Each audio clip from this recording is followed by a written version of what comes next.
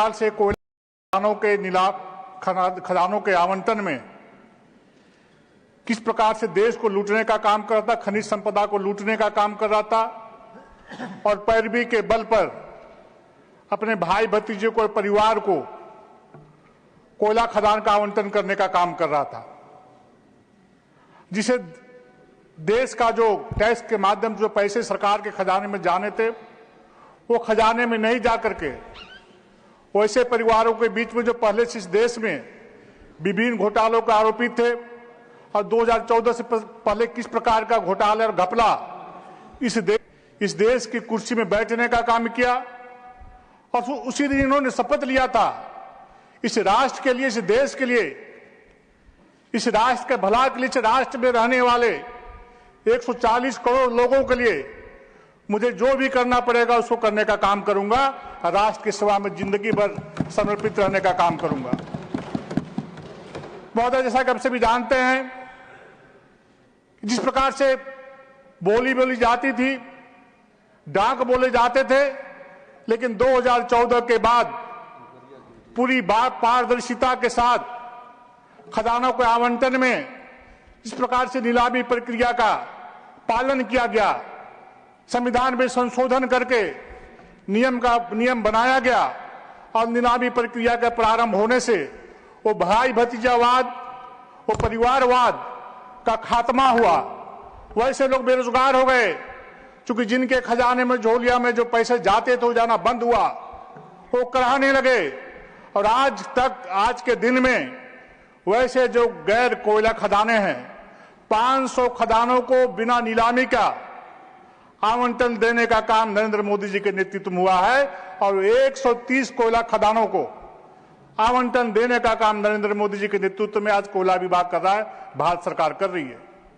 लेकिन दुख के साथ ये कहना पड़ता है महोदय, आज मैं झारखंड राज्य से आता हूं, खान खनिज संपदा से आच्छादित हुआ प्रदेश है, लेकिन जिस प्रकार से कांग्रेस चोर चोर बोलती है, लेकिन जहां भी अवसर कांग्रेस को मिलता है चोरी करने से, राष्ट्रीय खजाने को लूटने से बाज नहीं आती है।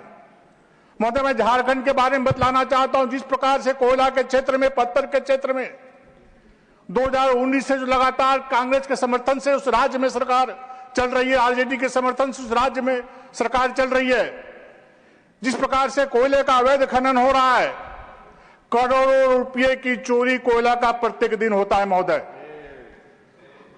करोड़ों रुपए का अवैध पत्थर के खदान काटे जाते हैं, बड़े बड़े पहाड़ों को धसाया जा रहा है, चट्टानें गिर रही है, प्राकृतिक संपदाओं को, प्राकृतिक संसाधन को लूटने का काम किया है। एक तरफ देश के यशस्वी प्रधानमंत्री आदरणीय नरेंद्र मोदी जी, उनके मन में 24 घंटा चिंता रहती है कि गांव के गरीब व्यक्ति, गांव को साधारण व्यक्ति को हम कैसे सुविधा देने का काम करें, उसके दरवाजे तक विकास की किरण को हम कैसे पहुंचाने का काम करें। दूसरी तरफ जहां भी कांग्रेस के समर्थन से सरकार चलती है, उस राज्य को कंगाल करने का काम करती है। महोदय, मैं बतलाना चाहता हूं, आज झारखंड राज्य में कोयले की बिक्री में 30% की गिरावट आई है। इसका एक ही कारण है, क्योंकि अवैध रूप से जो माइनिंग हो रहा है, जो कोयले की खुदाई हो रही है, उसकी बिक्री अधिक हो रही है, क्योंकि सस्ते दामों पर माफिया उसको बेचने का काम करते हैं। और जो सरकार के निर्धारित मूल्य है, वैसे मूल्य पे लोग लेना पसंद कोयला नहीं कर रहे हैं। और वहां के पुलिस प्रशासन के मिली भगत से अवैध कारोबारी, माफिया अवैध खदान के माध्यम से कोयले का खुदाई करने का काम कर रहे हैं।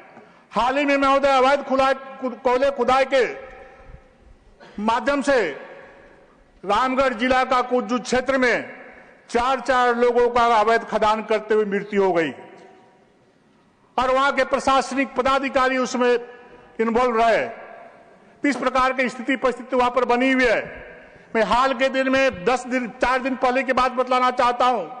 सल्थाल परगना क्षेत्र का जो आदिवासी बहुल क्षेत्र है, वह एक संथाली व्यक्ति, एक युवा सूर्या हांसदा, जो ऐसे अवैध खदानों का विरोध किया करता था, अवैध कारोबारियों का विरोध किया करता था, जो हमारी प्राकृतिक संपदाएं थी, जो कोयला है, उसको लूट से बचाने का आंदोलन करता था।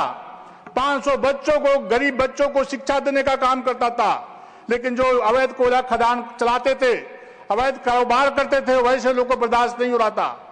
वहां के प्रशासनिक पदाधिकारियों को मिलीभगत से मुठभेड़ दिखा करके वहां पर उसका गोलियों से छलनी कर दिया जाता है, उसकी हत्या कर दी जाती है। ये आदिवासी की बात कांग्रेस करती है और जहां भी अवसर मिलता है आदिवासियों के साथ अन्याय और अत्याचार करने का काम करती है, शोषण करने का काम करती है, दोहन करने का काम करती है महोदय। और आदिवासी जुआ जो एक विराट स्वरूप में उस जुआ को पूरे राज्य में देखा जा रहा था, विराट हृदय का वो सम्राट था, वैसे जुआ का एक षड्यंत्र के तहत हत्या कर दी गई। उसके बाल बच्चे, उसके परिवार के लोग, गरीब परिवार के लोग आज दहाड़ दहाड़ के रोने का काम कर रहे हैं। ये कांग्रेस का करतूत है, आरजेडी का करतूत है और इसके समर्थन से झारखंड राज्य में सरकार चल रही है। ये चोर की बात करते हैं, पूरा क्षेत्र को कंगाल करने का काम कर रहा है। महोदय समाप्त हुआ। माननीय आदित्य प्रसाद, समय समाप्त हो। महोदय 1-2 मिनट बोलता, बहुत कम बोलता हूं महोदय, 1 मिनट सुनिए महोदय। इस संशोधन के होने से क्या फायदा होगा, मैं 4 पॉइंट बतलाना चाहता हूं। पहले क्या होता था, अब क्या होगा विधेयक के पास होने से। महोदय, एनएमईटी ट्रस्ट केवल भारत के भीतर सीमित था, लेकिन इस संविधान के बनने से, इस कानून के बनने से अब भारत के समुद्री इलाकों में भी खनिज जैसे rare earth minerals, manganese, nodules, cobalt, nickel, titanium आदि की खोज और खनन संभव होगा। श्री मिलिंद मुरली देवड़ा, आप समाप्त करें। आदित्य प्रसाद जी, समाप्त हो गया। धन्यवाद सर, बहुत बहुत धन्यवाद सर। मैं अपने पार्टी की ओर से इस बिल का समर्थन करता हूं और मैं मानता हूं कि ये जो लेजिस्लेशन है, this is not just a reform in mining policy as some of the MPs before me have spoken about, but it's a strategic imperative to make India's economy Atmanirbhar in the 21st century. Sir, हर प्रमुख economy पूरे विश्व में net zero future की ओर बढ़ रहे हैं। माननीय प्रधानमंत्री जी को मैं सबसे पहले धन्यवाद देना चाहता हूं कि उनके नेतृत्व में भारत ने भी 2070 तक net zero green house emissions की लक्ष्य उन्होंने तय किया है। और इस ग्रीन ट्रांजिशन जो होने जा रहा है, इसमें क्रिटिकल मिनरल्स खास करके और रेयर अर्थ्स की आवश्यकता है। Sir, critical minerals, rare earths, कभी कभी लोगों में कंफ्यूजन होती है कि ये है क्या। मैं 2 रेयर अर्थ्स और क्रिटिकल मिनरल्स का उदाहरण देना चाहता हूं। एक लिथियम है और एक कोबाल्ट है। लिथियम बैटरी टेक्नोलॉजी की एक प्रकार से बैकबोन है। हमारे मोबाइल फोन्स हो, इलेक्ट्रिक व्हीकल्स हो, लैपटॉप्स हो, ब्लूटूथ हेडफोन्स जिसका हम इस्तेमाल करते हैं, जिन लोगों के हार्ट में पेस मेकर है, पेस मेकर तक लिथियम का उपयोग किया जाता है। कोबाल्ट बैटरीज में भी एक आवश्यक क्रिटिकल मिनरल है, जिससे बैटरीज लंबे समय तक काम करते हैं, बेहतर परफॉर्म करते हैं और जल्दी चार्ज होते हैं। और इसके बिना इलेक्ट्रिकल व्हीकल्स धीमी पड़ जाती है और फोन्स जल्दी से गर्म होने लगते हैं। लेकिन ये बिल महत्वपूर्ण, बहुत ही महत्वपूर्ण क्यों है? क्योंकि आज विश्व में जो global demand for rare earths, critical minerals, this is set to double to over 8,000 tons by the year 2030, half of it which will be driven by electrical vehicles and wind turbines. And very few people know that despite India having the 3rd largest reserves in the world, almost 6 to 7 million tons, unfortunately we only produce less than 1% of global output. इसलिए we urgently need to implement mining of critical earths and rare earths and critical minerals in India urgently. We need to invest in our rare earth mining, processing and the entire value chain to secure India's Atmanirbharta and energy security. What this bill will do, which is very critical, is it will secure direct access to mines not just in India but abroad also. It will allow us to invest in processing infrastructure in India, and more importantly, it will reduce our dependence on only one country. This is the most significant point. आज पूरे विश्व में चीन के पास almost 60% global lithium और 70% global cobalt processing और refining का एक प्रकार से मोनोपोली है। यदि हम दूसरे रेयर अर्थ्स का उदाहरण लेंगे तो almost 85% of global rare earth processing happens in China. जो लिथियम का माइनिंग होता है वो ऑस्ट्रेलिया में होता है, चिले में होता है, बहुत कम संख्या में चीन में होता है, लेकिन उसका जो प्रोसेसिंग है, जो रिफाइनिंग है, उसमें ऑलमोस्ट 60, 70, 80% चीन में होता है। एंड ये इसका कारण क्या है कि पूरा processing of rare earths has move to China. 1980s में जो पश्चिम देश थे, खास करके अमेरिका, उन्होंने कहा कि एनवायरमेंटल कंसर्न्स की वजह से हम ये माइनिंग को चीन में आउटसोर्स करना चाहते हैं। इनफैक्ट 1985 में China officially listed rare earth elements as a strategic resource and allowed private investment in rare earth mining. मैंने अभी अपने प्रफुल्ल जी को भी कहा कि चीन के जो पूर्व राष्ट्रपति है डेंग शाओपिंग, जिन्होंने चीन का इकोनॉमी को पूरी तरह से लिबरलाइज किया, 92 में उन्होंने एक बहुत ही ऐतिहासिक बयान दिया कि मिडिल ईस्ट में तेल है, हमारे देश में रेयर अर्थ्स है। Unfortunately, if India in the 80s and 90s had taken concrete steps to secure our foothold in global supply chains of critical minerals, we would have been Atmanirbhar by now. And therefore, I'm very grateful to the government, I'm grateful to the Prime Minister, to my friend the Minister Reddy ji for bringing this very, very important bill, which will start the process of making India Atmanirbhar when it comes to critical earths. आपकी जो critical mineral mission है 2023 में आपने launch किया, इसके लिए भी मैं आपको बहुत बहुत बधाई देना चाहता हूं। जो NMET है, which is now renamed as national mineral exploration and development trust, we are now enabling India to not only fund exploration in our borders but to also participate in the acquisition and development of critical minerals overseas. And I think आपका जो PSU company है काबिल, which is a joint venture of NALCO and few other companies, you are already starting to acquire assets in countries like Chile and Argentina. These are very, very important. But मैं एक बहुत ही important suggestion माननीय मंत्री जी को देना चाहता हूं कि इस बिल में और इस बिल की जब implementation होगी, if the government can incentivize green mining, eco-friendly mining, and if you can incentivize and create a fund, an innovation fund, to incentivize green mining, to incentivize recycling, it will go a long way in securing our access to rare earth minerals. I'll give you one very important statistic. हमारे जो solar panels है, जो wind turbines है, उनकी life span is 20 to 30 years. In the next few years, all over the world, wind turbines and solar panels, their lifespan will come to an end, will start coming to an end. In fact, in 2026, 9,000 wind turbine blades will be decommissioned globally. In 2030, 4 million tons of solar panels will be decommissioned globally after completing their lifespan. If we can recycle these critical minerals found in these wind turbine blades, in these solar panels, we can get access to almost $4 billion in that 1 year alone. As we move forward, this will be a huge impact.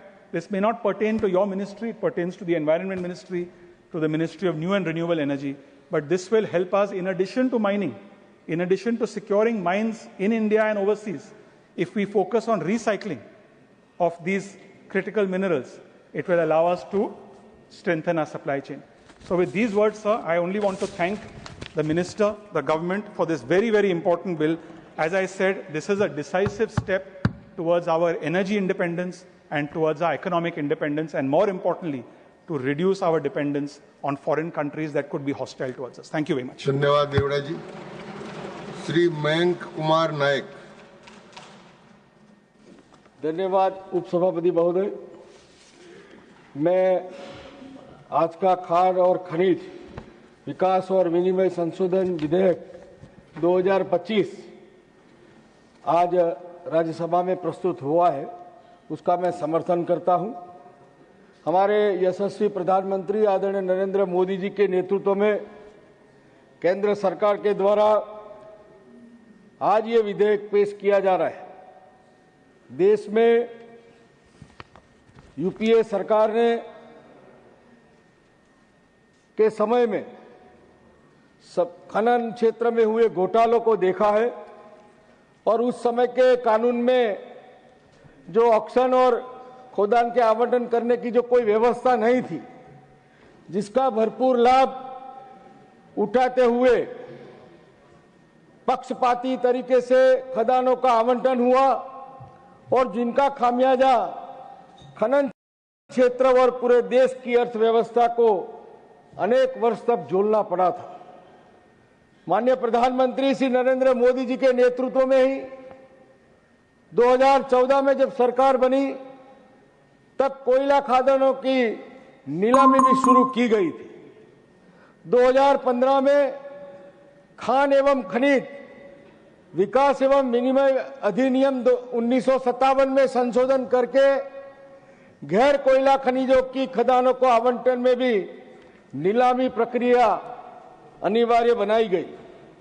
इस पारदर्शी प्रक्रिया को लाने के अच्छे परिणाम देखने को मिले हैं। अभी तक 500 से अधिक गैर कोयला एवं 130 से अधिक कोयला खदानों की नीलामी की जा चुकी है। नीलामी के कारण राज्य सरकारों के राजस्व में भी अभूतपूर्व बढ़ोतरी हुई है। आज देश में सभी खनिज विशिष्ट रूप से जो क्रिटिकल मिनरल्स है उसमें भी आत्मनिर्भर बनने की आवश्यकता है। हमारा ध्यान देश में क्रिटिकल मिनरल्स की खोज और खनन को बढ़ावे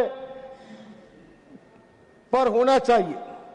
क्रिटिकल खनिज हमारे देश के आर्थिक विकास और राष्ट्रीय सुरक्षा के लिए अत्यंत आवश्यक है और इन खनिजों की उपलब्धता की कमी या उनकी आपूर्ति श्रृंखला में कमजोरियां किसी भी देश के विकास के लिए जोखिमपूर्ण हो सकती है। इस संशोधन विधेयक में खनन पट्टा क्षेत्र में पाए जाने वाले अन्य खनिजों को खनन पट्टे में शामिल करने की सुविधा का भी प्रावधान है। यदि शामिल किया गया वह खनिज क्रिटिकल हो, सामरिक या गहराई में स्थित खनिज है तो पट्टा धारक को राज्य सरकार की कोई अतिरिक्त देन नहीं देना होगा। केवल रॉयल्टी देकर इन क्रिटिकल सामरिक या गहराई में स्थित खनिजों का पट्टा धारक निकाल कर सकेगा।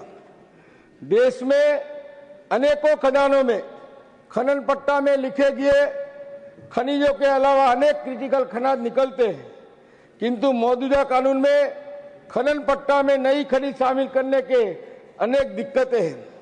गैर नीलामी वाले पट्टों में तो नए खनिज शामिल ही नहीं किए जा सकते थे। इन सब दुविधाओं के कारण पट्टेदार द्वारा ऐसे महत्वपूर्ण खनिजों की उपस्थिति की रिपोर्ट ही नहीं की जाती थी। इन दुविधाओं के कारण इस संशोधन विधेयक में प्रावधान किए गए हैं। इन संशोधक विधेयक में खनन पट्टा क्षेत्र में पाए जाने वाली अन्य खनिजों को खनन पट्टे में शामिल करने की सुविधा देने का प्रावधान है और वो देश को क्रिटिकल खनिज और आत्मनिर्भर बनाने में का मील का पत्थर साबित होगा। गहराई में जो स्थित खनिज है जैसे सोना, चांदी, तांबा, जस्ता, सीसा, निकल, कोबाल्ट, प्लेटिनियम समूह के खनिज, हीरे आदि की खोज और खनन सतही खनिजों की तुलना में अधिक कठिन और महंगा होता है। इसके कारण कुल खनिज उत्पादन में गहराई वाली खनिजों की हिस्सेदारी बहुत कम है। देश इन खनिजों के आयात पर काफी हद तक निर्भर है। इस संशोधन विधेयक में गहराई में स्थित खनिज के पट्टे धारक को अपने मौजूदा क्षेत्र में संलग्न शामिल करने के हेतु एक बार के विस्तार करने का भी प्रावधान किया गया है। इस विधेयक को पास होने से न्यास की निधि और खनिजों के गवेषण के अलावा खनिजों का विकास भी प्रयोजन के लिए उपयोग की जा सकती है। इसके साथ ही इसी निधि का उपयोग क्रिटिकल संसाधन और अन्य प्राप्त करने में भी किया जाएगा। माननीय मोदी जी सबका साथ, सबका विकास, सबका विश्वास और सबका प्रयास, इन 4 नींव पर काम करने वाली हमारी सरकार 2047 में विकसित भारत बनाने के लिए माननीय प्रधानमंत्री का जो सपना है वो पूरा करने के लिए बिल बहुत कारगर साबित होगा। और मैं माननीय मंत्री जी किशन रेड्डी जी को एक विनती करना चाहता हूं कि ड्रोन सर्वे के माध्यम से जो सर्वे होता है, अगर उसमें कोई इधर उधर होता है तो उसको दंडित किया जाता है, मगर जो डीप सर्वे करते हैं उसमें 10% उसको अलाउ किया जाता है। तो ये ड्रोन सर्वे के माध्यम से जो दंडित होते हैं और जो डीप जो माइनिंग करते हैं उनको 10%। माननीय सदस्य, एक सेकंड सर, डीप सर्वे जो करते हैं, माइनिंग करते हैं, उनको अलाउ करते हैं, तो उसके बारे में भी कोई संविधान ये समस्या का समाधान निकाल के हमें बताए, इसकी कृपा करें। और मैं इसके साथ इस बिल का समर्थन करता हूं। भारत माता की जय, वंदे मातरम। धन्यवाद। Shri Ravichander Baddi Raju will speak in Telugu. Thank you, sir. The Mines and Minerals Development and Regulation Amendment Bill 2025 పై మాట్లాడే అవకాశం కల్పించినందుకు ముందుగా మా మంత్రివర్యులు కిషన్ రెడ్డి గారికి, ఇటు ఇంత మంచి బిల్లు పెట్టిన అన్నకు చాలా గొప్ప అవకాశం కల్పించినందుకు ధన్యవాదాలు తెలియజేస్తూ, మన దేశంలో మేజర్ మినరల్స్ కంటే మైనర్ మినరల్సే చాలా ఎక్కువగా ఉన్నాయి. ఇండియాలో 2000 కన్నా తక్కువగా మేజర్ మినరల్స్ ఉంటే 60,000కు పైగా మైనర్ మినరల్స్ ఉన్నాయి. ఇవి 30 మిలియన్ మందికి పైగా ప్రజల జీవనోపాధికి నేరుగా పరోక్షంగా ఆధారపరుస్తున్నాయి. కానీ ఇవి అధిక నియంత్రణలో, గుర్తింపు తక్కువగా, పాతకాల విధానాల్లో కూరుకుపోయి ఉన్నాయి. ప్రపంచ రాజకీయాలు, జియోపాలిటిక్స్ కూడా ఇప్పుడు మినరల్స్ చుట్టూ తిరుగుతున్నాయి. కనుక మన దేశానికి ఉన్న జియాలజికల్ పొటెన్షియల్ని ప్రైవేట్ ఇన్వెస్ట్మెంట్ ద్వారా బయటికి తీయకపోతే మనం ఆత్మనిర్భర్ భారత్ లక్ష్యాన్ని సాధించలేమని మరొకసారి గుర్తు చేస్తున్నాం. తెలంగాణ రాష్ట్రంలో గత 10 ఏళ్లలో కేసీఆర్ గారు గ్రానైట్లో ఇండస్ట్రీని కాపాడే విధంగా కొన్ని సంస్కరణలు తీసుకొచ్చి ఉన్నటువంటి స్లాబ్ సిస్టాన్ని 40% డిస్కౌంట్ ద్వారా ఫ్యాక్టరీలను ఆదుకొని ప్రయత్నం చేశారు, హెల్ప్ చేశారు. యాక్షన్ విధానంలో కూడా 2015 నుంచి ఇప్పటి వరకు 515 మేజర్ మినరల్స్ యాక్షన్లు పెట్టారు, బ్లాక్స్ని. అందులో 12% మాత్రమే ఆపరేషన్లో అయ్యాయి. మైనర్ మినరల్స్ పరిస్థితి ఇంకా దారుణంగా ఉంది. ఎక్స్ప్లోర్ చేయని బ్లాక్స్ను కూడా యాక్షన్లో పెడుతున్నారు. ఇది కార్టెల్ లావాదేవీల గనుల మూసివేత, ఇన్వెస్టర్ల వెనుదిరులకు దారితీస్తుంది. ఆక్షన్ రిజర్వ్ చేయాలంటే సరైన ఎక్స్ప్లోరేషన్ అయిన పెద్ద బ్లాక్స్కే పెడితే బాగుంటుందని, 10 హెక్టార్ల లోపు ఉన్న వాటికి చిన్న వాటికి గ్రానైట్ అని ఇవన్నీ కూడా ఫస్ట్ కమ్ ఫస్ట్ విధానం ఇంతకు ముందు అయితే ఎట్లయితే ఉందో దాన్ని కొనసాగిస్తే బాగుంటుందని మరొకసారి మంత్రి గారి దృష్టికి తీసుకురావడం జరుగుతుంది. పాత తరహాలో ఉన్న లీజులన్నీ ఇప్పుడు కొత్త తరహాలో వచ్చిన యాక్షన్ సిస్టంలో చూస్తే ఎన్ని మైన్ లీజులు పెరిగాయి, ఎంత రాయల్టీ పెరిగింది, ఎంత ప్రొడక్షన్ పెరిగింది, ఇదన్నీ ఒకసారి గమనిస్తే బాగుంటుందని చెప్పేసి మీరు ఇప్పుడు మనం చేస్తున్న ప్రయత్నం ఒకే లీజులో ఇతర ఖనిజాల చేర్పు, క్రిటికల్ మినరల్స్ని చేర్చడం, ఇది ఒక మంచి గొప్ప శుభసూచకంగా భావిస్తూ, లీజ్ హోల్డర్స్కి ఒక మైన్ లీజ్ తీసుకుంటే దాంట్లో లిథియం కానీ, కోబాల్ట్ కానీ, గ్రాఫైట్ కానీ ముఖ్యమైన ఖనిజాలను అదనపు రాయల్టీ లేకుండా చేర్చుకోవడం ఇది ఒక మంచి శుభ పరిణామం. ఒక మైన్ తీసుకున్నప్పుడు ఆ మైన్లో సరైన మెటీరియల్ రాకుండా రకరకాల మెటీరియల్స్ వస్తే వాటి పర్మిట్లు ఇవ్వకుండా మీరు తీసుకున్నది ఒక మైన్కి అయితే ఇది ఇంకోటి వచ్చిందని ఇబ్బంది పెట్టే ప్రక్రియను దాన్ని నిషేధించి దాన్ని ఆపేసి అన్నిటికీ లిబరల్గా పర్మిట్లు ఇవ్వాలనుకునే ఆలోచన ఒక మంచి గొప్ప ఆలోచనగా నేను సూచిస్తున్నాను. పారదర్శక మినరల్ మార్కెట్లు, మినరల్ ఎక్స్చేంజ్లు ఏర్పాటు ద్వారా న్యాయమైన ధరలు, మధ్యవర్తుల దోపిడీ తగ్గడం నిజంగా స్థిరమైన మార్కెట్కు సాధ్యమవుతుంది. ఓవర్ టాక్సేషన్ కాంప్లైన్స్ బరువు, మైనర్ మినరల్ 200 నుంచి 450 వరకు ఇవి ఉన్నాయి. ఇది ట్యాక్స్ ఎవేషన్కి, ఇల్లీగల్ ట్రేడ్కి కారణమవుతున్నాయి. పర్మిట్లు దాన్ని మనం అమ్మే రాయల్టీ మన క్వాలిటీ రేట్ల కంటే కూడా కొన్ని రాష్ట్రాల్లో పర్మిట్లు దగ్గరగా మినరల్ రేటు కూడా పర్మిట్ రాయల్టీ ఉంది. దాన్ని ఒకసారి ఆలోచించాల్సిన అవసరం ఉంది. డిఎంఈటీ, ఎస్ఎంఈటీ అంశం, మేజర్ మినరల్స్పై 2% డిఎంఎఫ్టీ వసూలు చేసేవారు ఇప్పుడు 3% వసూలు చేస్తున్నారు. తెలంగాణలో మైనర్ మినరల్స్పై 2% ఎస్ఎంఈటీ వసూలు చేస్తున్నారు. కానీ వసూలైన డబ్బు బ్యాంక్ అకౌంట్లోనే ఉంది, ఇంకా ఇంతవరకు అభివృద్ధికి వినియోగించలేదు. డిఎంఎఫ్టీ, ఎస్ఎంఎఫ్టీ ద్వారా వసూలైన మొత్తం ఎంత, అందులో ఎంత శాతం ఎంత నూతన ఎక్స్ప్లోరేషన్ సర్వేలకు వినియోగిస్తున్నారు. కొత్తగా ప్రతిపాదిస్తున్న డిఎంఈటీవీటీ ద్వారా అభివృద్ధి పనులపై స్పష్టమైన యాక్షన్ ప్లాన్ ఇవ్వాలి. కొన్ని లక్షల మందికి ఉపాధి కల్పిస్తుంది గ్రానైట్ ఇండస్ట్రీ. దీంట్లో అదేవిధంగా ఎన్విరాన్మెంట్ క్లియరెన్స్ విషయంలో కూడా కొన్ని సమస్యలు ఉన్నాయి. ప్రస్తుతం ఉన్న సమస్యల ప్రక్రియలు ఇలా ఉన్నాయి. లీజ్ పీరియడ్, ఒకసారి మైనింగ్ గ్రాంట్ ఇచ్చినప్పుడు ఈసీ కూడా లీజ్ పీరియడ్ ఎంతకాలం ఉంటుందో అంతకాలానికి ఇచ్చేస్తే ఇబ్బందులు కొనసాగవు. కానీ కొన్ని సంవత్సరాలకే ఈసీ ఇచ్చి మళ్ళీ తర్వాత ఈలో కొన్ని ప్రభుత్వాలు మారడం, కమిటీలు లేకపోవడం మూలాన, ఈసీలు కమిటీలు లేక ఆగిపోవడం మూలాన ఈసీ వైలేషన్ అయిందని చెప్పేసి గనులు మూసివేయడం జరుగుతుంది. ఇట్లా కాకుండా ఒక లీజ్ పరిమితి 30 ఏళ్లకు ఇస్తే 30 ఏళ్లకు ఒకేసారి ఈసీ కూడా ఇస్తే బాగుంటుందని చెప్పేసి మంత్రి గారి దృష్టికి తీసుకురావడం జరుగుతుంది. సాధారణంగా గ్రానైట్ చిన్న పరిశ్రమ మైనర్ మినరల్స్, దానికి ఒక 5 హెక్టార్లు కానీ 10 హెక్టార్ల లోపు కానీ ఈసీ అవసరం లేకుండా చూస్తే బాగుంటుంది. దాంట్లో ఏదన్నా లాటరైట్, ఐరన్ ఓర్ లాగా మట్టి ఎప్పుడు లేవదు. ఐరన్ ఓన్లీ స్లాబ్స్ కటింగ్ ద్వారానే తీస్తుంది. అయినప్పటికీ ఈసీ ఇస్తే కూడా ఒక ఈసీ ఇచ్చి సరిపెడితే బాగుంటుంది అని చెప్పేసి దీనికి ఇంకోటి ఏంటంటే దీంట్లో పూర్తిగా ఇది లేకుండా సిఎఫ్ఈ సిఎఫ్ఓ అవసరం లేకుండా చూస్తే బాగుంటుందని చెప్పేసి మంత్రి గారి దృష్టి తీసుకొస్తున్నాను. 5 హెక్టార్ల నుంచి 25 హెక్టార్ల వరకు కూడా పబ్లిక్ హియరింగ్ ఉంది. అది ఒక్కసారి పబ్లిక్ హియరింగ్ పోతే ప్రజల్లో చాలా ఇబ్బంది పెడుతున్నారు. ఆ మైనర్ మినరల్కి దానికి తగ్గించే విధంగా దాని నుంచి ఈసీ పెట్టి పబ్లిక్ హియరింగ్ లేకుండా ఓన్లీ గ్రానైట్ ఇండస్ట్రీకి ఈసీలను సరళీకృతం చేయాలని చెప్పేసి మరొకసారి మంత్రి వారికి తీసుకొస్తున్నాం. కొన్ని దిక్కుల ఈసీలు ఉండి ఇప్పుడు ఇతరులు చెప్పినప్పుడు ఈసీ కమిటీ లేనప్పుడు, ప్రభుత్వాలు లేనప్పుడు దాంట్లో వయలేషన్ అయితే కోర్టుకు వెళ్తే కూడా కొద్ది పెనాల్టీలు వేశారు, మీరు రెన్యువల్ చేసుకోవచ్చు అని చెప్పేసి ప్రభుత్వం దృష్టికి తెస్తే కూడా అది చేయకుండా మళ్ళీ ఏదో డైరెక్షన్, సుప్రీంకోర్టు డైరెక్షన్ ఉందని చెప్పేసి ఇబ్బంది పెట్టడం జరుగుతుంది. మేము చెప్పేదంతా కూడా ఇది ప్రాక్టికల్ సార్, ప్రాక్టికల్గా అనుమతులు రావడం లేదు, ఇక్కడ డిలేలు జరుగుతున్నాయి. అందుకే నా వినతి ఏమిటంటే ఎన్విరాన్మెంట్ క్లియరెన్సెస్ కూడా మైనింగ్ లీజ్ పీరియడ్తో సమానంగా ఉండాలని, ఒకసారి అనుమతిస్తే లీజ్ టైం వరకు వ్యాలిడిటీ ఉండాలని కోరుతున్నాం. మేము చెప్పే గ్రానైట్ ఇండస్ట్రీ, మైనర్ మినరల్స్ అన్నీ పూర్తిగా స్వచ్ఛందంగా ఒక ఎంటర్ప్రైనర్ సొంత నిధులతో ఏర్పాటు చేసుకున్నదే తప్ప ఎవరేం చేసింది కాదు. దాన్ని మనం పైనుంచి ఇతర దేశాల నుంచి తీసుకొచ్చి వాళ్ళకు ల్యాండ్స్ ఇచ్చి లీజులు ఇచ్చి అన్ని చేస్తే కూడా ఉద్యోగ అవకాశాలు తక్కువ ఇచ్చారు, మనమే ఎక్కువ ఇచ్చాం. ఒక ఎంటర్ప్రైనర్స్ ద్వారా ఎక్కువ ఉద్యోగాలు కల్పించాం. గ్రానైట్ పరిశ్రమకు ఈసీ గురించే ఎక్కువగా ఇబ్బంది ఉంది. దాన్ని ఒకసారి గౌరవ మంత్రి గారు చూసి దాన్ని సరిదిద్దాలని చెప్పేసి మరొకసారి కోరుకుంటూ, ఇంకోటి ఏంటంటే మైనింగ్ ఆఫీస్లో డైరెక్టర్ ఆఫ్ మైనింగ్ లీజ్లో దగ్గర డిఎంజీ మైన్స్, పీసీసీఎఫ్ ఫారెస్ట్ వాళ్ళు, రెవెన్యూ వాళ్ళు, ఇండస్ట్రీస్ వాళ్ళు, పొల్యూషన్ కంట్రోల్ బోర్డు వాళ్ళు, వీళ్ళు 5 కనుక ఒక DMG director of mines and geology ఒక సెల్ పెట్టుకొని కూర్చొని అప్పటికప్పుడు అక్కడికక్కడే కనుక చేసుకుంటే ఈ లీజులు కూడా త్వరితగతిన వచ్చే అవకాశం ఉంటుందని చెప్పేసి ఇది కూడా గౌరవ మంత్రి వారి దృష్టిలోకి మీ ద్వారా తీసుకురావడానికి చేస్తూ, సింగరేణి కూడా నేను విన్నాను గోల్డ్ మైన్స్ కాకుండా ఇంకా కొంచెం వేరే మినరల్స్ కూడా తీసుకెళ్తున్నారు. దాని ఒక మంచి శుభ పరిణామం. వేరే మైనింగ్ కూడా దాంతో చేయడం ద్వారా గొప్ప ఉద్యోగ అవకాశాలు కూడా మెరుగవుతాయని చెప్పేసి అన్నగారికి ఈ విధంగా మరొకసారి థ్యాంక్ చెప్తూ, కెనడా, బ్రెజిల్, ఆస్ట్రేలియా, దక్షిణాఫ్రికా, చైనా, కజకిస్తాన్ వంటి సంపన్న దేశాలన్నింటినీ సందర్శించడానికి కేంద్ర స్థాయిలో ఒక బృందాన్ని ఎంఓఎం ఏర్పాటు చేసి మంజూరు ప్రక్రియను అధ్యయనం చేయాలని చెప్పేసి ఒకసారి కోరుతూ, ఖనిజ నిక్షేపాలున్న ప్రాంతాల గుర్తింపు కోసం జిఎస్ఐ, రాష్ట్ర డీజీఎంఎస్ఎస్, ఫారెస్ట్ అండ్ రెవెన్యూ కూడా కమిటీని ఏర్పాటు చేయాలి. అటువంటి ఖనిజ నిక్షేపాలున్న ప్రాంతాలను జోనింగ్ నిబంధనలతో మైనింగ్ జోన్గా ప్రకటించి అటువంటి ల్యాండ్ను వేరే వాళ్ళకి కేటాయించకుండా చూడాలి.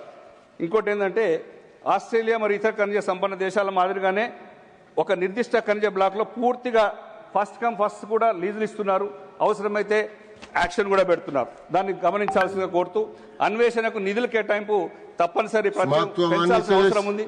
అయిపోయింది సార్, కంప్లీట్ అవుతుంది, కంప్లీట్ అవరే sir, final sir, final sir. ఇది ఒక ఎన్విరాన్మెంట్ క్లియరెన్స్ మాత్రం క్వారీ లీజ్తో సమానంగా ఉండేటట్టు చూడండి సార్. కేంద్రం వేలం వేసిన యాక్షన్ భూమి కూడా ఈసీ అండ్ అన్ని కంప్లీట్ అయిన తర్వాతనే యాక్షన్ పెడితే బాగుంటుందని చెప్పుకుంటూ, భారతదేశ మైనింగ్ రంగాన్ని కూడా ఒక కీలక రంగంగా గుర్తించినందుకు మరియు తెలంగాణ రాష్ట్రం నుంచి మీరు ఒక మాకు మంత్రిగా ఉన్నందుకు మాకు ఈసీ ప్రాబ్లం సాల్వ్ చేసి, ఈసీ వయలేషన్ కేసులను సాల్వ్ చేసి త్వరితగతిన లీజు వచ్చినట్టు చేస్తే బాగుంటుందని చెప్పేసి మీ ద్వారా మంత్రి గారికి విన్నవించుకుంటూ, thank you sir. This is a good bill, we are supporting this bill. Thank you sir. Shri Deepak Prakash 6 minutes. धन्यवाद उपसभापति महोदय. मैं इस विधेयक के समर्थन में खड़ा हूं. ये विधेयक इतिहास को रचने वाला है, इतिहास बनाने वाला विधेयक है. ये भारत को स्वावलंबी, भारत को आत्मनिर्भर और समर्थ भारत बनाने में इसकी बहुत बड़ी भूमिका होगी. महोदय, MMDR एक्ट 1957 को प्रासंगिक बनाने के लिए, युगानुकूल बनाने के लिए ये विधेयक लाया गया है. इसके लिए मैं सम्मानित मंत्री जी को भी अपनी ओर से साधुवाद देना चाहता हूं. महोदय, अब भारत 1957 का भारत नहीं है.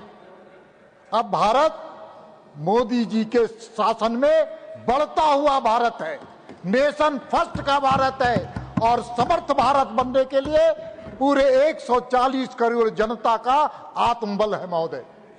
इसलिए ये अब दुनिया की ये चौथी आर्थिक अर्थव्यवस्था बनी हुई है. अब तो तीसरी दुनिया की आर्थिक अर्थव्यवस्था बनने के लिए दरवाजे खटखटाने का काम मोदी जी के नेतृत्व में हो रहा है महोदय. महोदय, कांग्रेस के कालखंड में भारत दुनिया की ओर देखती थी, लेकिन आज दुनिया भारत की ओर देख रही है. ये है मोदी जी का कमाल, ये है मोदी जी का मैजिक. महोदय, अब Bharat solar energy, wind energy और परमाणु के द्वारा बिजली के उत्पादन के क्षेत्र में एक नया इतिहास रचने वाला भारत बन चुका है, भारत बन चुका है महोदय। अब भारत बैटरी के द्वारा वाहनों का चलना, कोई सपना लगता था कि भारत में भी इस प्रकार की स्थिति पैदा हो। मोबाइल में भी हम सबसे बड़े, दुनिया के सबसे बड़े मैन्युफैक्चरर बनेंगे, ये सपना था। और इन सपनों को साकार भारत की सरकार, दुनिया के सर्वाधिक लोकप्रिय नेता माननीय मोदी जी के नेतृत्व में हुआ महोदय। और हम सब कोई जानते हैं कि इस प्रकार के उत्पादन में, चाहे बैटरी हो, चाहे गाड़ी के वाहन जो चल रहे हैं, वाहन जो चल रही है बैटरी से, चाहे वो सोलर एनर्जी हो, चाहे विंड एनर्जी, इसमें उत्पादन के लिए महत्वपूर्ण खनिज की जरूरत पड़ती है। और उन महत्वपूर्ण खनिज संपदा की जब जरूरत पड़ती है तो इस विधेयक के माध्यम से खनिज के इन्वेंशन में, खनिज के अन्वेषण में तथा विकास के क्षेत्र में देश की आवश्यकताओं को पूरा करेगा।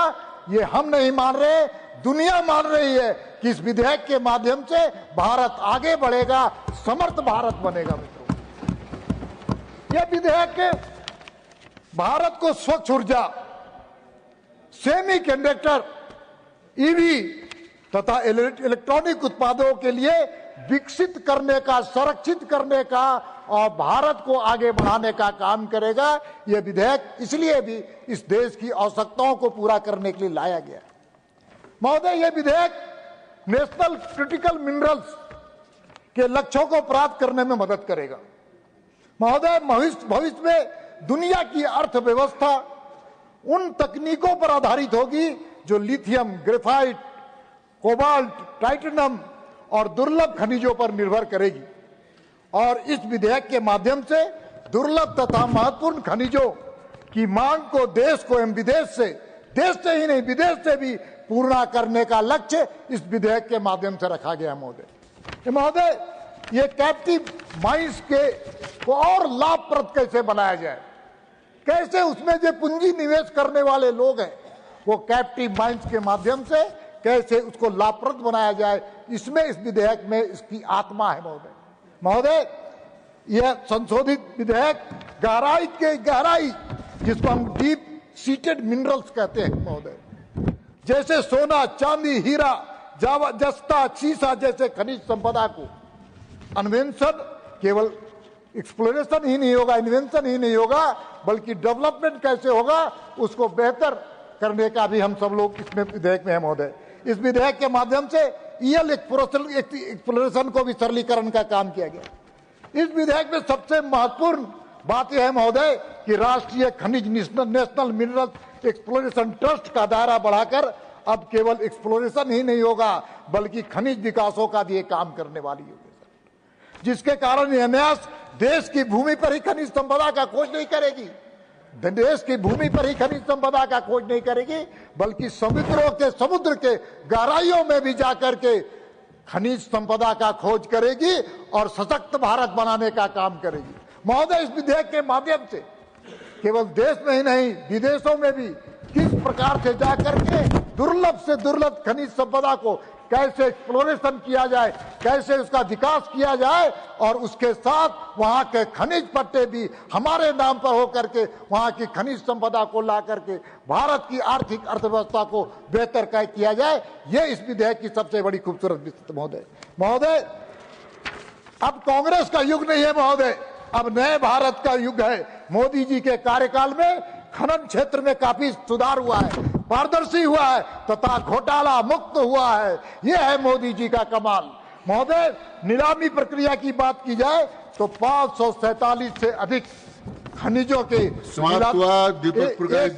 सेकंड खाली समाप्त करने दीजिए सर। अरे आपसे बहुत उम्मीद था सर कि कुछ तो हम लोग को ज्यादा बोलने दीजिए, एक हम खाली खत्म करेंगे सर। इसलिए पारदर्शी नीलामी के कारण आज राज्य में राजस्व की काफी बढ़ोतरी हुई है, जिसके कारण संघवाद मजबूत हुआ है सर।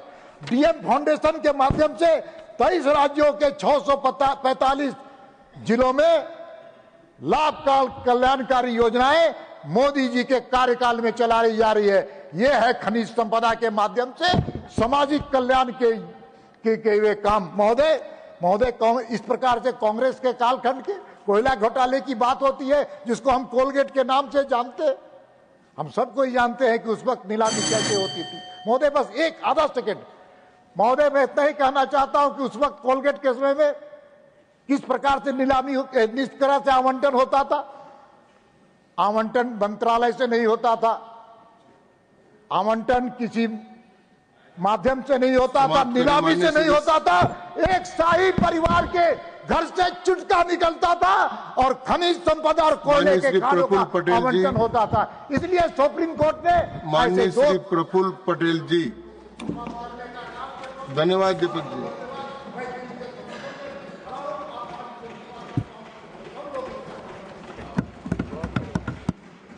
एक दो मिनट इधर उधर। जी। Vice Chairman sir, any country's prosperity is not only what we see above the earth.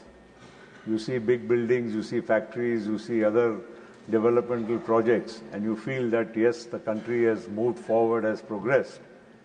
But the real wealth of a country is what lies beneath Mother Earth.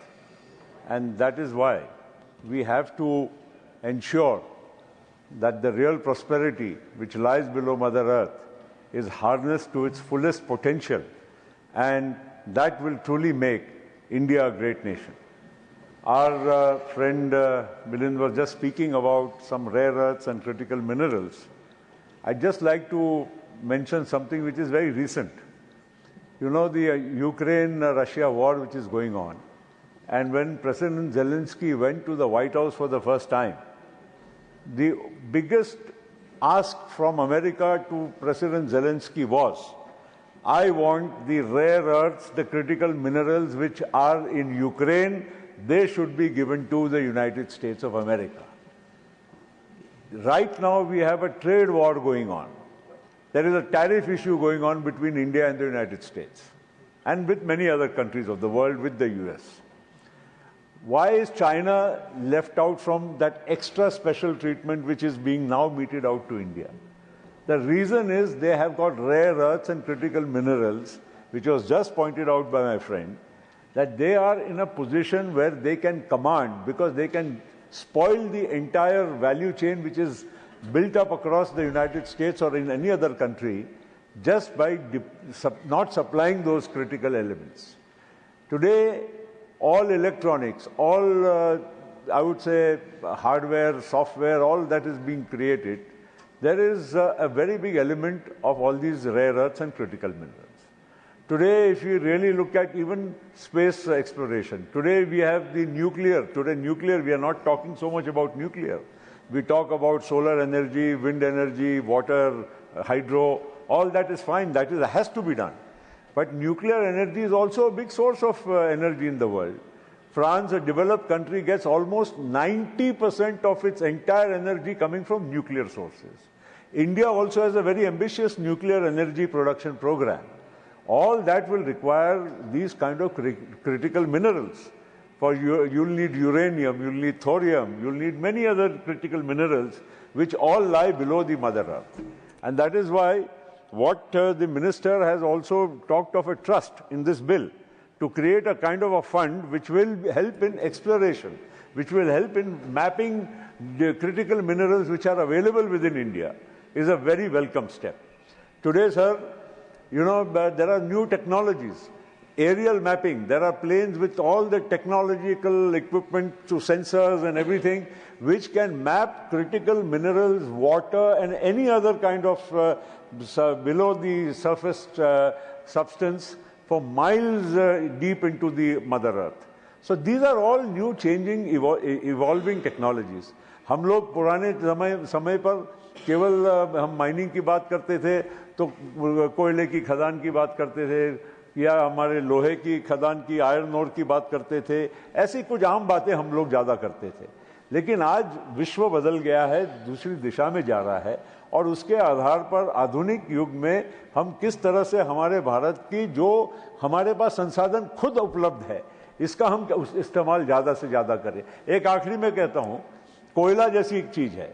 कोयला हमारे पास 100 साल से ज्यादा हमारी जरूरत का आज भी उपलब्ध है, मगर हमें सबको मालूम है कि 20-25 साल के बाद कोयले की जो जरूरत आज खास करके बिजली उत्पादन या अन्य फैक्ट्रियों में हमारी जो आज है वो कम होते जाने वाली है, क्योंकि पर्यावरण और बाकी सब चीजों को देखते हुए हम इसकी इस्तेमाल कम करने वाले हैं। लेकिन भविष्य में इसका कोल बेस्ड मीथेन होगा, कोई और उसका एप्लीकेशन आएगा। इसके लिए हमारी पूरी तरह से अच्छी तैयारी होनी चाहिए। हमारा देश हमारे माइनिंग के हिसाब से हमारे खुद की जो संसाधन है इसको अच्छे से अच्छे तरह से हम इसको आगे कैसे बढ़ाएं। भारत सरकार की एक कंपनी है रेयर अर्थ्स लिमिटेड, उसका नाम ही rare earths limited as a भारतीय सरकार की कंपनी है। उसका मतलब यह है कि हम भी इसके महत्व को समझ रहे हैं, लेकिन उस महत्व को हम लोगों ने पूरी तरह से इस्तेमाल नहीं किया है। और इसलिए प्रधानमंत्री जी बार बार इस बारे में, खास करके ये माइनिंग और क्रिटिकल मिनरल्स और रेयर अर्थ्स के बारे में उन्होंने अपने कई वक्तव्यों में इसके बारे में बात कही है। आज हम लोग भी जो थोड़े बहुत परेशानी में आते हैं, क्योंकि हमें भी हमारी फैक्ट्रीज, हमारे बहुत सारी वैल्यू सप्लाई चेन्स को हम पूरा नहीं कर पा रहे हैं। उसका वजह है कि हमारे पास रेयर अर्थ्स, क्रिटिकल मिनरल्स की कमियां हैं, और इस वजह से कहीं कहीं हमको दुनिया में लोगों के साथ समझौते हमारी इच्छा के विपरीत भी करने पड़ते हैं। वो समय को हमको आगे मतलब हरण करके आगे जाना है और भारत को सशक्त बनाने के लिए 2047 का विकसित भारत का जो मिशन है उसमें खनिज आपदा ये हमारे लिए बहुत बड़ा अहम भूमिका खेलने वाली है। इसका महत्व आगे आने वाली पीढ़ियों के लिए, हमारे भारत को 100-200 साल के बाद का भारत जब हम देखेंगे तो उसमें आज की जो ये नीति जो बनने जा रही है, ये कानून जो बनने जा रहा है, ये इसकी बहुत बहुत बड़ी महत्वता रहने वाली है। इसलिए मैं आपसे यही कहूँगा और आखिरी में अंत में एक बात कहूँगा कि हमारे बहुत सारे जो संसाधन है, जब हम उसके माइनिंग के लिए जाते हैं तो हमारी पर्यावरण की जो नीति है, एनजीटी और वगैरह जो हमारे प्रोसेसेस हैं, मैं नहीं कह रहा हूं कि हम पर्यावरण के साथ खिलवाड़ करें, लेकिन जो उसके जो प्रोसेस है इसमें कहीं ना कहीं थोड़ा सरलता लाने की ज़रूरत है। थोड़ा बहुत हम लोगों को इस मामले में अगर हम कर पाएंगे, बहुत सारी चीज़ें जो आज होने वाली चीज़ें 10 साल बाद होती है, 20 साल बाद होती हैं। कोई लोग उसमें बीच में पड़ जाते हैं, एनजीओस पड़ जाते हैं, कई वेस्टेड इंटरेस्ट पड़ जाते हैं, एक उद्योजक का दूसरा स्पर्धक होता है, वो रोकता है। तो इसको भी कहीं ना कहीं सरलीकरण करने की बहुत ज़रूरत है, क्योंकि आज की अपॉर्चुनिटी लॉस टुडे, आज उसका जो हमको फायदा मिल सकता है वो शायद 20 साल बाद हमको मिले तो क्या फायदा है। देर आए दुरुस्त आए, ये मामला इसके लिए लागू नहीं होगा।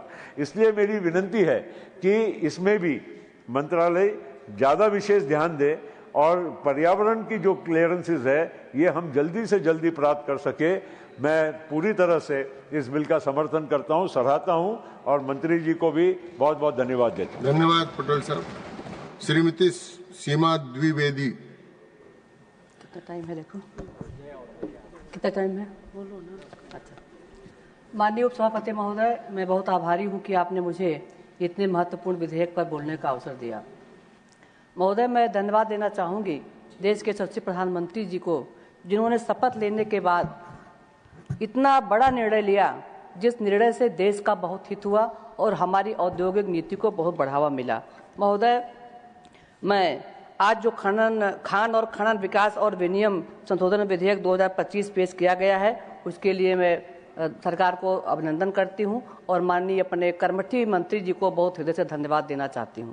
महोदय, देश ने यूपीए की सरकार को देखा है कि उनके ज़माने में किस तरह से देश में खनन क्षेत्र में कितना बड़ा बड़ा घोटाला किया गया, और महोदय उस घोटाले में कानून में ऑक्शन के खदानों का आवंटन करने की व्यवस्था नहीं थी, जिसका भरपूर लाभ उठाते हुए अपारदर्शी और पक्षपाती तरीके से खदानों का आवंटन हुआ, जिसका खामियाजा खनन क्षेत्र और पूरे देश की अर्थव्यवस्था को अनेकों वर्षों तक झेलना पड़ा। महोदय, कांग्रेस के ज़माने में, महोदय आप जानकार हैं, आप स्वयं में बुद्धिमान हैं, आप बहुत कुछ जानते हैं। कांग्रेस के ज़माने में जो कोयले का घोटाला हुआ था, मैं समझती हूँ इतना बड़ा घोटाला इस देश के राजनीति में कभी हुआ नहीं, और जिसका प्रभाव जहाँ एक तरफ देश में देखने को मिला, वहीं पूरी देश में कोयला घोटाला होने के बाद पूरी देश में अंधेरे का भी सामना पड़ा, क्योंकि बिजली की बहुत बड़ी कटौती हो गई, क्योंकि कोयले में जबरदस्त चोरी हुई थी। महोदय, मैं प्रधानमंत्री जी श्री नरेंद्र मोदी जी के नेतृत्व में सरकार बनते ही वर्ष 2024 में कोयला खदानों की नीलामी शुरू हुई। वर्ष 2015 में खान एवं खनिज विकास एवं विनियमन अधिनियम 1957 में संशोधन करके गैर कोयला खनिजों की खदानों के आवंटन में भी नीलामी प्रक्रिया बनाई गई। इस पारदर्शी प्रक्रिया को लाने के अच्छे परिणाम देखने को मिले। अभी तक 500 से अधिक गैर कोयला तथा 130 से अधिक कोयला खदानों की नीलामी की गई, जिससे उस प्रदेश में पड़ने वाले, उस राज्य में पड़ने वाले नीलामी के कारण राज्य सरकारों के राजस्व में भी वृद्धि हुई है। महोदय, इन सुधारों ने न केवल भारत के भूवैज्ञानिक सामर्थ्य को उजागर किया है, बल्कि वैश्विक नेतृत्व की तरफ भी हमारा भारत देश आगे बढ़ा है। महोदय, इस संशोधन विधेयक में खनन पट्टा क्षेत्र में पाए जाने वाले अन्य खनिजों को खनन पट्टे में शामिल करने की सुविधा देने का प्रावधान है। यदि शामिल खनिज क्रिटिकल सामरिक या गहराई में स्थित खनिज है तो पट्टा धारक को राज्य सरकार को कोई अतिरिक्त देय नहीं देना होगा। इसका एक केवल रॉयल्टी देकर इस क्रिटिकल सामरिक या गहराई में स्थित खनिजों को पट्टा धारक निकाल सकेगा। और महोदय, मैं समझती हूँ ये बहुत बड़ी सफलता है। हमारे कुछ खनिज जो बहुत गहराई में होते हैं उसको निकालने के लिए तमाम मेहनत ज़्यादा करनी पड़ती है, लेकिन उसके लिए खाली रॉयल्टी का प्रावधान किया गया है।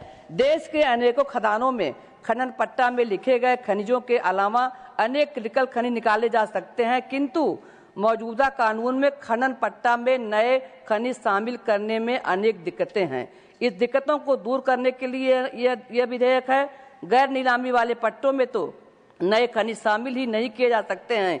इन सब दुविधाओं के कारण पट्टेदार द्वारा ऐसे महत्वपूर्ण खनिजों की उपस्थिति की रिपोर्ट ही नहीं की जाती है, बल्कि इन दुविधाओं से बचने के लिए इन संशोधन विधेयक में प्रावधान किए गए हैं। महोदय, मैं आपसे ये भी कहना चाहूँगी, जो हमारे खनिज गहराई में होते हैं, जैसे सोना, चांदी, तांबा, जस्ता, सीसा, निकल, कोबाल्ट, प्लेटिनम समूह के खनिज, हीरे आदि की खोज और खनन सतही खनिजों की तुलना में अधिक कठिन और महंगा होता है। इसी कारण कुल खनिज उत्पादन में गहराई वाले खनिजों की हिस्सेदारी बहुत कम है। देश इन खनिजों को आयात पर काफ़ी हद तक निर्भर रहता है, क्योंकि ये बहुत ही गहराई में पाए जाते हैं। इनको प्रयास करने में काफ़ी दिक्कत का सामना करना पड़ता है। महोदय, इस संशोधन विधेयक का सबसे महत्वपूर्ण प्रस्ताव राष्ट्रीय खनिज खोज न्यास का दायरा बढ़ाने वाला है। माननीय केंद्रीय वित्त मंत्री जी ने 2024-25 के केंद्रीय बजट में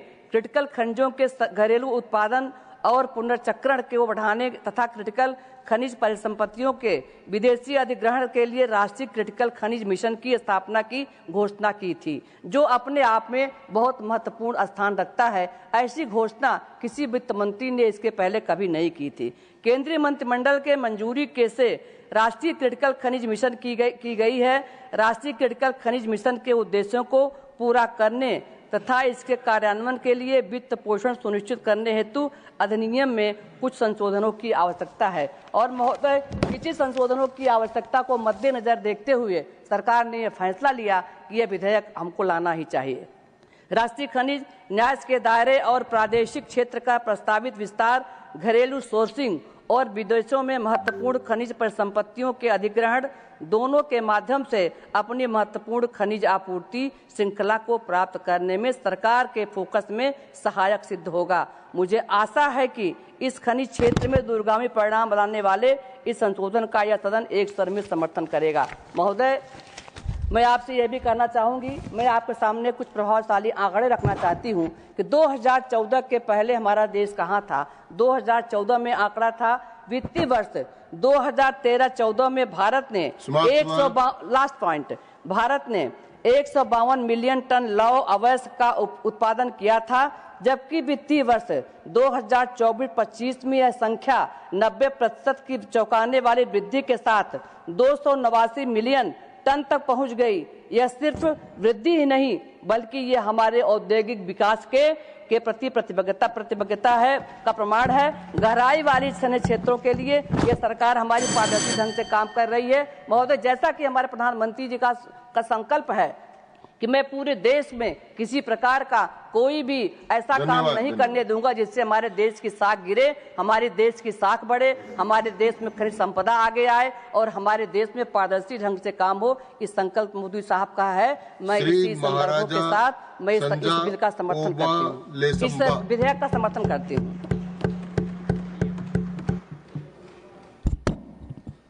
Thank you, sir. Thank you, sir, for giving me this opportunity to participate in the discussion of a very important bills, the Mines and the Minerals Development and Regulation Amendment Bill 2025. Sir, first of all, I support the bill, and my heartfelt congratulations goes to our Honorable Prime Minister Sri Narendra Modi ji for his unwavering reform-oriented approach for all sectors of the economy. If we have a look at the last decade, the reforms carried out in the mining sectors have been nothing short of revolutionary, and the results are there for all of us to see. I am also grateful the government of India for bringing this bill in the parliament at the right time. While my other colleagues have spoken on how this bill seeks to promote mining and production of critical minerals in the country, I wish to draw the kind attention of the members towards another important aspect of the bill.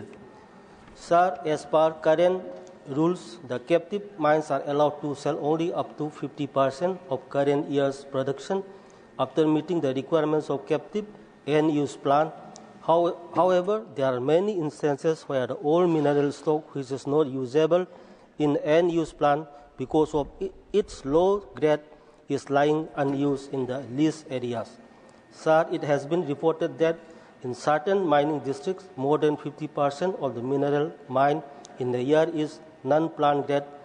Over a period of years, this has led to accumulation of large quantities of subgrade minerals, causing space constraints in the mines. Due to this, a number of issues arises, such as suboptimal minings and the blocking of minerals beneath the dumps. It also poses a significant environment hazard and mine safety issues. These dumps, which are not usable in end-use plant, have many uses elsewhere. This can be used by beneficiation plants, pellet making plants, or even be used in infrastructure projects. The government has rightly proposed to lift the existing restrictions and to empower the state governments to permit sales of such dumps from the lease areas.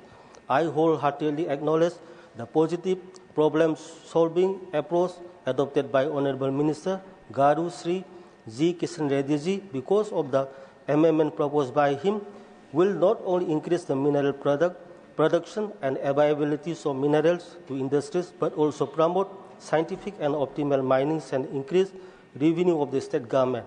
This step will especially benefit the small miners and the MSMEs in mining sectors and address a long-standing demand. Apart from this, the amendment in the National Mineral Exploration Trust will help in achieving Atmanirbhar Bharat in critical mineral value chain. With these few words, I conclude my speech and urge upon all the honorable members of the House to support this bill and pass it unanimously. Thank you, sir. धन्यवाद. Shri G.K. Vasan. Sir, this bill is a need of the hour for the nation.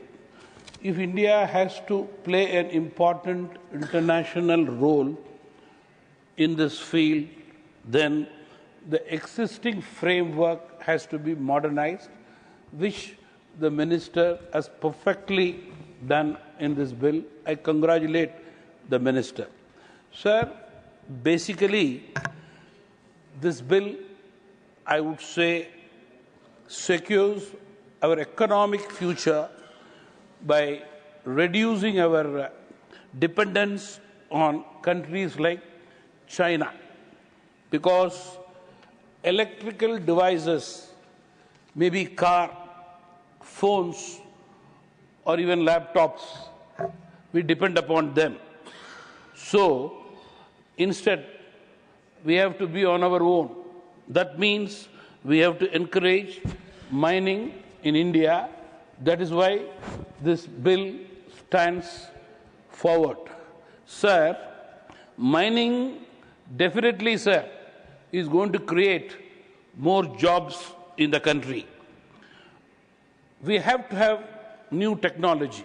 Not only new technology, the technology has to make the mining subject environmentally friendly, which is very important. I would like to tell the Honorable Minister. Sir, I would also like to tell that this bill, I am sure, will resolve pending applications, curb illegal mining, and definitely revive investors' confidence.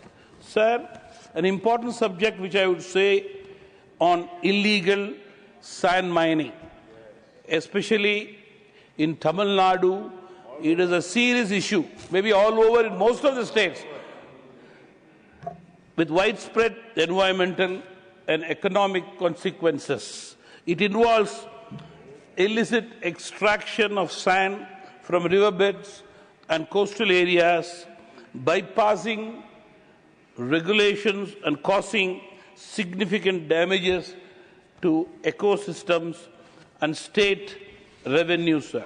Sir, due to illegal sand mining, sir, especially in states like Tamil Nadu, groundwater level, I'm sorry to say, is depleted.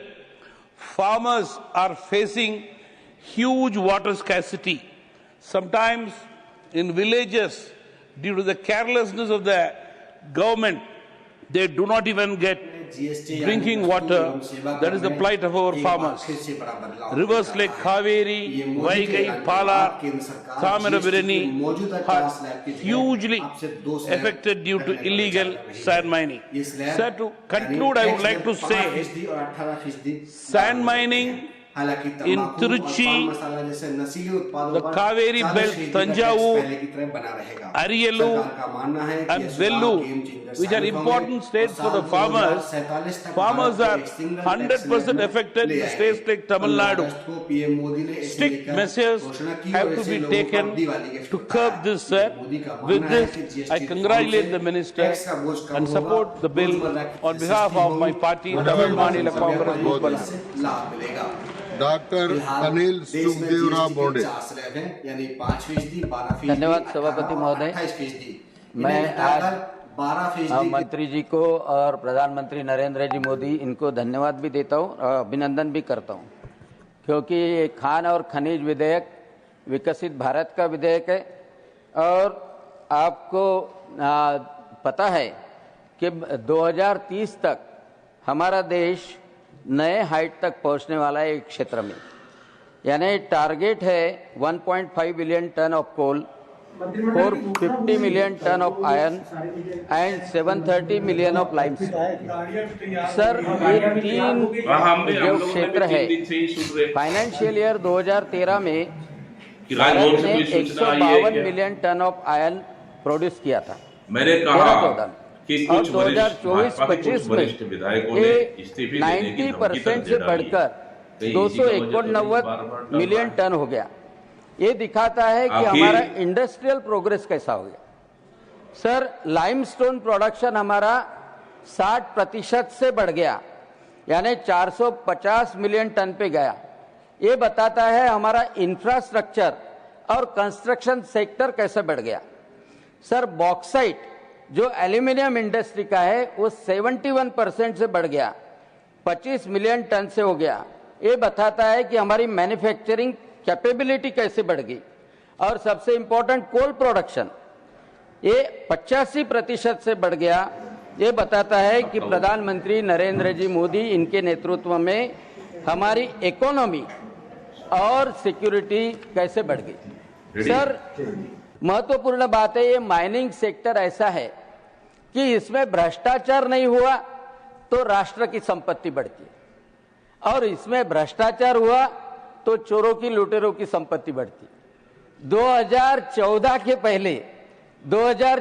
पहले 1,86,000 करोड़ रुपए का जो कोल scam हुआ था, और उसके बाद में 2014 में लोगों ने प्रधानमंत्री नरेंद्र जी मोदी को प्रधान सेवक प्रधानमंत्री बनाया, और 2015 में 1957 के रेगुलेशन बदल के फर्स्ट कम फर्स्ट नहीं तो नीलामी की प्रक्रिया से कोल का आवंटन शुरू किया, और कोल का आवंटन शुरू करने के बाद में 130 कोल के आवंटन हुए, और उसके वजह से राज्य का राजस्व भी बढ़ा।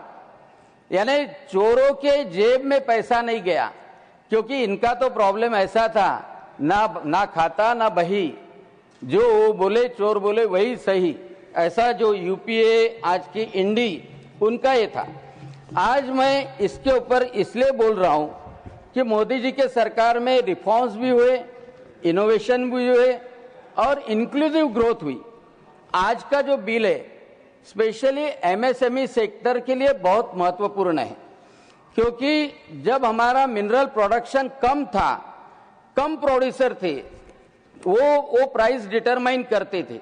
जो एमएसएमई सेक्टर के लोग थे, ईटा भट्टी वाले, ईट बनाने वाले, स्पंज आयर यूनिट वाले, सिरेमिक या तो रिफ्रैक्टरी इंडस्ट्री वाले, टेक्सटाइल वाले, पेपर मिल वाले, उनको कोल सप्लाई मिलना बड़ा मुश्किल था। गवर्नमेंट ने कितना भी सपोर्ट किया तो भी कोल नहीं मिलता था। लेकिन अभी जो ये बिल में लाया गया है mineral exchange, that will change the situation. Efficient trading exchange से माइनर को भी फायदा होगा और एंड यूजर को भी फायदा होगा, और प्राइस भी कंपटीशन के कारण डिटरमाइन कर सकेंगे।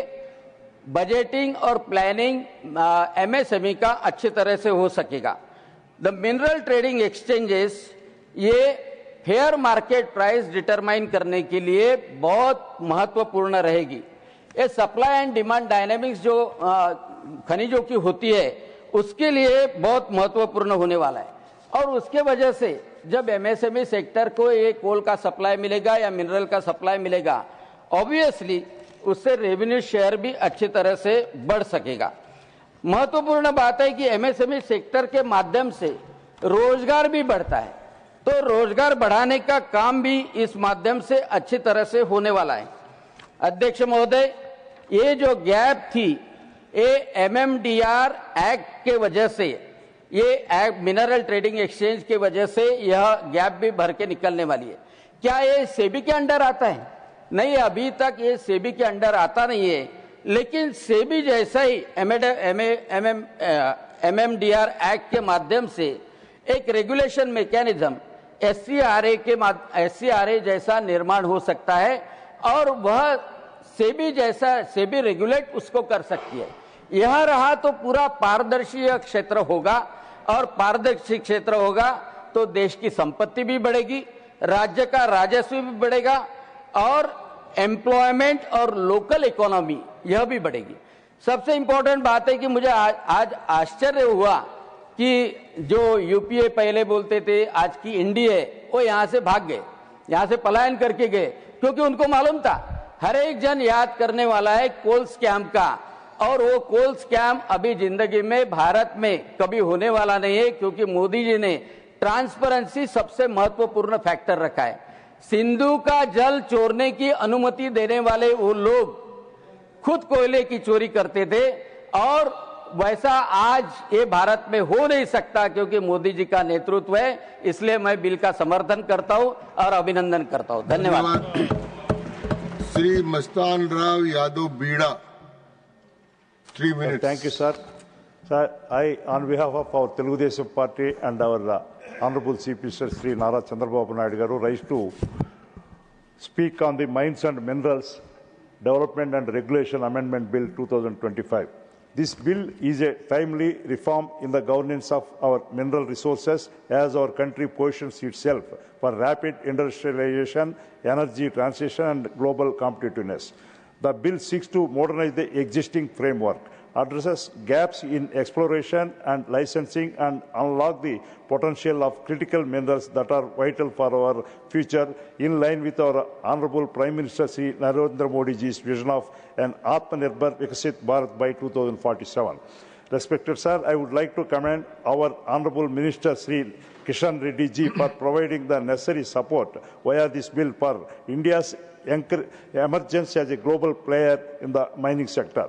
This bill deserves appreciation on several counts, namely, it embraces cooperative federalism by empowering states to take faster decisions on licenses. It adopts global best practices by introducing mineral exchanges that align India with international benchmarks like London Metal Stock Exchange.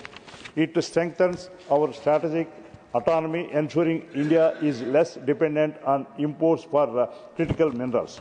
It balances ease of doing businesses. And above all, it sends a clear signal of investor confidence that India is committed for modernizing its mineral sector with transparency and accountability. Sir, coming to my home state of Andhra Pradesh, this bill opens major opportunities. While the central government has been driving progressive reforms, Andhra Pradesh mining sector faced severe setbacks in the last 5 years under the previous state administration.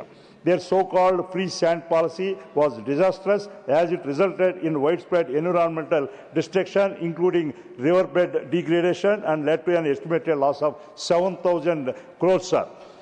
But today, under the dynamic leadership of our Honorable Chief Minister Sri Nara Chandrababu Naidu Garu, things are finally turning around.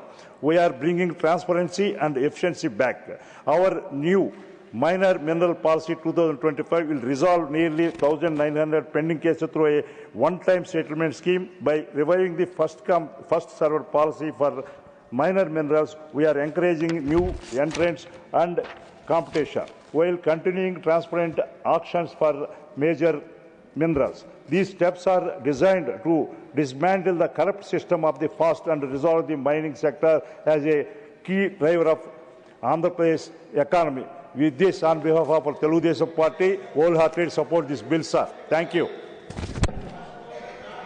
धन्यवाद. श्रीमती धर्मशीला गुप्ता. माननीय उपसभापति महोदय, आपका आभार। मैं आज इस सदन में माननीय प्रधानमंत्री श्री नरेंद्र मोदी जी के नेतृत्व में प्रस्तुत खान और खनिज विकास एवं विनियमन संशोधन विधेयक 2025 के समर्थन में बोलने का अवसर पाकर स्वयं को सौभाग्यशाली मानती हूँ। साथ ही केंद्रीय कोयला मंत्री श्री जी किशन रेड्डी जी का भी धन्यवाद करती हूँ कि इनके नेतृत्व में हमारा भारत की आर्थिक अर्थव्यवस्था और मजबूत होगी। माननीय उपसभापति महोदय, देश ने यूपीए शासनकाल में खनन क्षेत्र में बड़े बड़े घोटाले देखे हैं। उस समय पारदर्शिता का अभाव था और नीलामी की कोई व्यवस्था नहीं थी और खदानों का आवंटन पक्षपातपूर्ण होता था। इसका खमियाजा केवल खनन क्षेत्र ही नहीं बल्कि पूरे देश की अर्थव्यवस्था ने भुगता है। 2014 में माननीय प्रधानमंत्री श्री नरेंद्र मोदी जी के नेतृत्व में जैसे ही एनडीए की सरकार बनी, खनन क्षेत्र में पारदर्शिता की क्रांति आ गई। 2014 से कोयला खदानों की नीलामी शुरू हुई और 2015 में एमएमडीआर एक्ट में संशोधन कर गैर कोयला खनिजों की खदानों के लिए भी नीलामी प्रक्रिया अनिवार्य कर दी गई। परिणाम स्वरूप अब तक 500 से अधिक गैर कोयला खदानें और 130 से अधिक कोयला खदानें नीलामी की जा चुकी है। इस पारदर्शिता ने राज्य सरकारों के राजस्व में अभूतपूर्व वृद्धि की हुई है। 2021 में माननीय प्रधानमंत्री जी ने 50% खनिज को ओपन मार्केट में बेचने का निर्देश दिया और मैं बताना चाहती हूं सदन को कि 2014 से 2009 में जो घोटाले हुए थे, 1086 करोड़ का घोटाला जिसे मदर ऑफ स्कैम कहा गया था, ये बहुत ही देश के लिए दुर्भाग्यपूर्ण रहा था। माननीय उपसभापति महोदय, आज दुनिया की अर्थव्यवस्था तेजी से बदल रही है। इलेक्ट्रिक व्हीकल्स, सोलर एनर्जी और हाइड्रोजन इकोनॉमी जैसे भविष्य के उद्योग लिथियम, निकल, कोबाल्ट, टाइटेनियम और रेयर अर्थ एलिमेंट्स जैसे खनिजों पर आधारित है। माननीय प्रधानमंत्री श्री मोदी जी के नेतृत्व में 2023 में क्रिटिकल मिनरल्स में आत्मनिर्भर बनाने की दिशा में भारत अग्रसर है। यह संशोधन विधेयक क्रिटिकल, सामरिक और गहराई में स्थित खनिजों को मौजूदा खनन पट्टों में शामिल करने का प्रावधान करता है। इससे निवेशक और पट्टेदार नए खनिजों की खोज और उत्पादन में रुचि लेंगे। माननीय उपसभापति जी, मैं उस समय की बात करना चाहती हूं जब बिहार और झारखंड एक राज्य था और मैं बिहार की बेटी होने के नाते मैंने नजदीक से देखा था उस काल को।